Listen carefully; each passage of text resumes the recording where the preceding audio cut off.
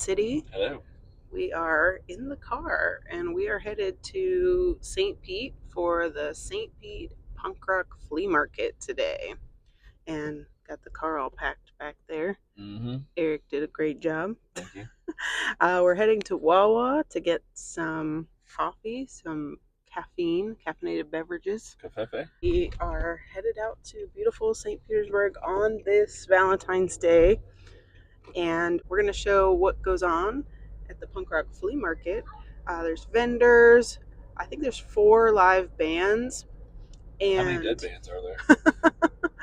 and one band is called the Drop Deads. Oh.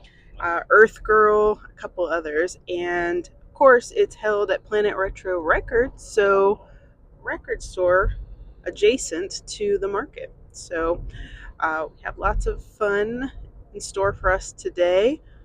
We're bringing our little shop with us, the Citrine Ghost. We sell plants and spooky home decor things, and I've been embroidering some pins, like felted pins, during the cold snap when I couldn't get outside and garden, and all the plants were outside dying. So that's what today is going to bring us, and we're going to show some footage and some cool stuff down in St. Pete. I am from St. Pete. I lived there for over 20 years. So I've been to St. Pete. He's been there, so got that going on. So come along and join us.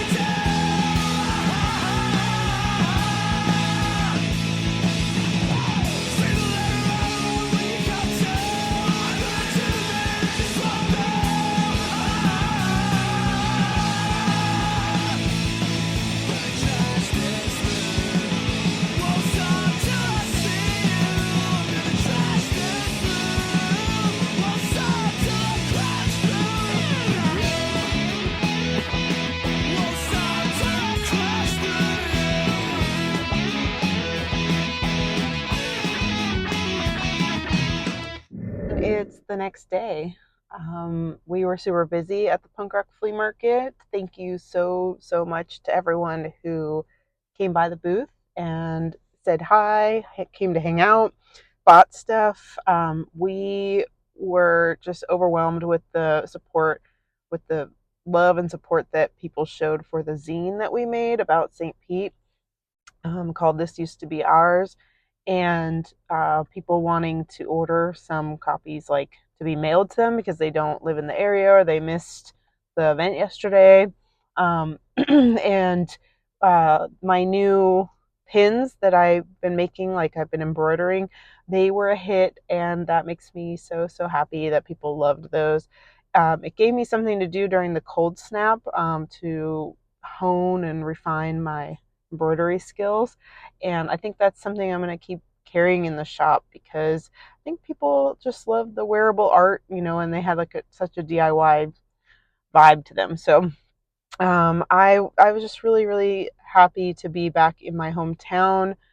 I lived in St. Pete for over 20 years. I went to middle school and high school there, and I have a lot of fond memories. A lot of cool people came to say hi that I've known for a very long time. So it just really filled my cup so to speak. And we all need that in this time, this day and age, right? And just seeing the inclusivity and the, shirts and the rainbow flags and people's houses having like rainbow lights across them. There was a building that was, I think it's being demolished in downtown, unfortunately, because development, and it's going to be like condos or something. But they painted it completely pink, like solid, like Pepto Bismol pink. I don't know if it's like a protest thing or they just wanted to do that as its like final hurrah. Um, just stuff like that. I love to see it, not just like just boring sanitized strip plazas and big trucks and stuff like that. It really, it gives me a big dopamine boost. It felt like old school St. Pete, and um, the bands were great. I think there was four or five bands, but I got to watch some of my friend Judy's band, the Drop Deads.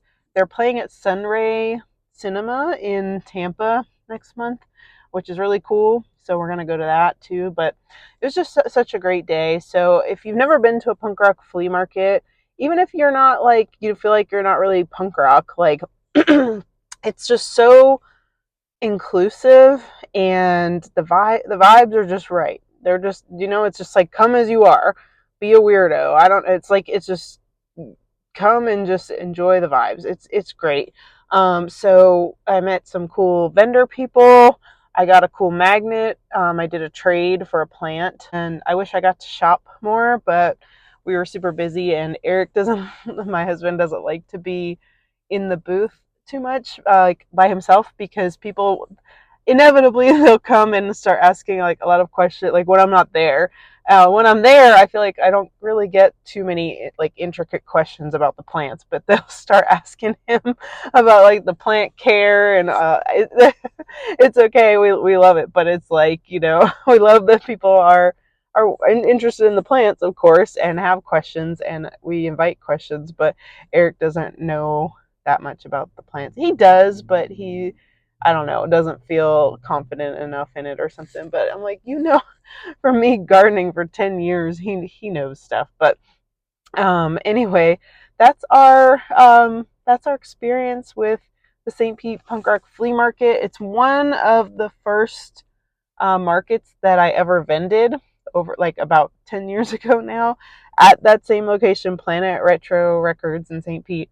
And it's just so cool to still be like doing that, and that the community still shows up even on Valentine's Day, even when there's like a whole bunch of other things going on. There was like Local Topia, I guess, some event that brings a lot of people out, and it was like a couple blocks away from where we were. But yeah, there's just like, a lot to do in St. Pete in general. So it was just neat that people made the trek out to the Punk Rock Flea, and we we just had a really nice time. So thanks to Planet Retro for having us, and can't wait for the next one. Hopefully, it's not a time when it's so hot. I remember one of them one year was like in July, and sorry, I have like the hiccups or something. I don't know what's going on with me, but yeah. So like pretty much that's gonna be the video today. So we appreciate you guys watching this little slice of life. What kind of weirdo little things that we do here. If you're interested in more of that, punk rock flea markets, weird events, gardening, poison gardens, all those things, definitely click the subscribe button, and check us out on Instagram, the Citrine Ghost. And until the next video, we'll see you later. Bye.